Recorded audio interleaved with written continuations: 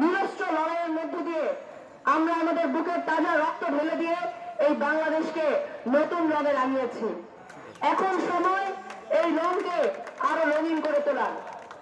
আমরা দেখেছি যে এই বিদ্রোহের মধ্য দিয়ে একটি অন্তর্বর্তীকালীন সরকার গঠন হলো, কিন্তু এই নতুন সরকার কথা ছিল এই নতুন সরকারের কার্যক্রম শুরু হবে আমাদের যে ভাইদের রক্ত বিসর্জন হলো, আমাদের যে ভাইরা গুলিবিদ্ধ হলো, কিংবা আমাদের যে ভাইরা শহীদ হলো তাদের বিচার করার মধ্য দিয়ে। কিন্তু কি নির্মম পরিহাস যে আমরা এই নতুন সরকার কাঠামোতেও খুব তেমন কোনো গুরুত্ব নিয়ে এর বিচারের কোনো কার্যক্রম এখনো পর্যন্ত শুরু হতে দেখিনি। তার চাইতে বড় নির্মমতা হচ্ছে এখনো জাতীয়ভাবে কোনো হতাহত এবং শহীদদের তালিকাটি পর্যন্ত প্রস্তুত করা হয়নি। আমরা ধিক্কার জানাই এই সরকারকে তার এই প্রথম কার্য দিবসকে ধরে। আমরা বলছি যে আপনাদের যে কাজ ছিল, যার উপর দাঁড়িয়ে আপনারা দায়িত্ব পেলেন, সেই দায়িত্বটুকু আপনাদেরকে সততার সাথে নিষ্ঠার সাথে পালন করতে হবে। আমরা গত বুধবারে আমাদের নারায়ণগঞ্জের যে জেলা প্রশাসক তার বরাবর 6 দফা দাবি পেশ করেছিলাম। আমরা ছাত্ররা স্পষ্ট ভাষায় বলে এসেছিলাম যে আজকের রবিবারের মধ্যে নারায়ণগঞ্জে যত শহীদ হয়েছেন, নারায়ণগঞ্জে যত আহত হয়েছেন তার একটি সঠিক তথ্য, সঠিক তালিকা আমাদের সামনে হাজির করতে হবে এবং আমাদের যে ভাইয়েরা শহীদ হয়েছেন তাদের পরিবারকে অন্তত সম্মানজনক ক্ষতিপূরণ পৌঁছে দিতে হবে এবং এখনো পর্যন্ত আমাদের যে ভাইয়েরা নানানভাবে কাতরাচ্ছেন চিকিৎসার অভাবে তাদের চিকিৎসার ব্যবস্থা করতে হবে। কিন্তু আমরা দেখলাম এই জেলা প্রশাসক আজকে রবিবার আমরা পার করছি এবং অফিসিয়াল যে কর্মঘণ্টা তাও আমরা বেলা 4টা পার করে ফেললাম, এখনো পর্যন্ত একটি সংবাদ সম্মেলন করে ঘোষণা দেয়া এই ঘোষণাটুকু আমাদের প্রশাসন থেকে পেলাম না। আমরা তাহলে কেমন বাংলাদেশে এসে দাঁড়িয়েছি? আমরা কি এরকম অকৃতজ্ঞ বাংলাদেশকে চেয়েছিলাম?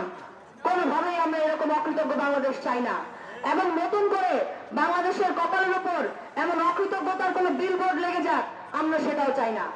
আমরা ছাত্র জনতা এই হুঁশিয়ারি দিচ্ছি যে আমাদের আলটিমেটামকে এখন আর আপনারা কোনোভাবেই ছেলে খেলা মনে করবেন না।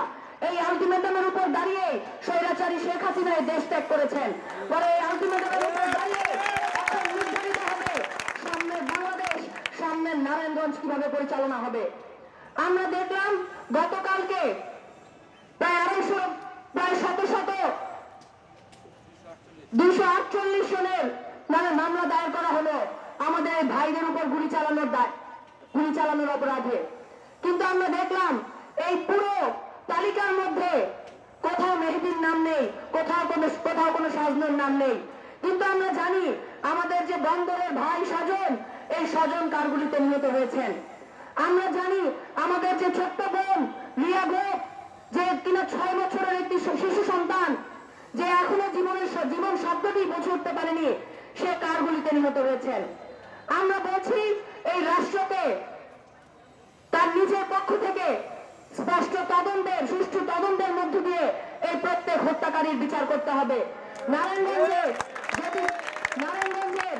কিংবা আপামর পুরো বাংলাদেশের যদি প্রশাসন এই বিচারের দায়িত্ব নিতে না পারে, তাহলে ছাত্র জনতা এই প্রশাসনকেও পাল্টে দেবার ক্ষমতা রাখে। আমরা স্পষ্ট ভাষায় বলছি এই নারায়ণগঞ্জকে, এই বাংলাদেশকে আমরা আর কোনো অকৃতজ্ঞতার বাংলাদেশ হতে দেব না। আমরা এই নারায়ণগঞ্জকে, এই বাংলাদেশকে আর কোনোভাবে কোনো দখলের বাংলাদেশ হতে দেব না। আমরা এই নারায়ণগঞ্জকে কোনোভাবে কোনো সন্ত্রাসদের বাংলাদেশের নারায়ণগঞ্জ হতে দিব না। আমরা এই নারায়ণগঞ্জকে ছাত্র জনতার নারায়ণগঞ্জ হিসেবে গড়ে তোলার জন্য লড়াই করেছি। তবে যদি কেউ ভাবে যে ক্ষমতার প্রভাব দেখিয়ে কিংবা নানানভাবে ছলচাতুরি করে অপরাধীদেরকে আপনারা বাঁচিয়ে তুলতে পারবেন, কিংবা ছাত্র জনতার সামনে নানানভাবে মূলা ঝুলিয়ে আপনারা ছাত্র জনতাকে নানানভাবে নিস্তেজ করে তুলতে পারবেন, তাহলে আপনাদেরকে বলছি এই সকালের স্বপ্ন আপনারা দেখবেন না। আমরা ছাত্র জনতা যে জাগ্রত হয়েছি, এই জাগ্রত ছাত্র জনতাকে ঘুম পাড়ানো কিংবা চোখে ধুলো দেওয়া এত সহজ আর এখন নয়।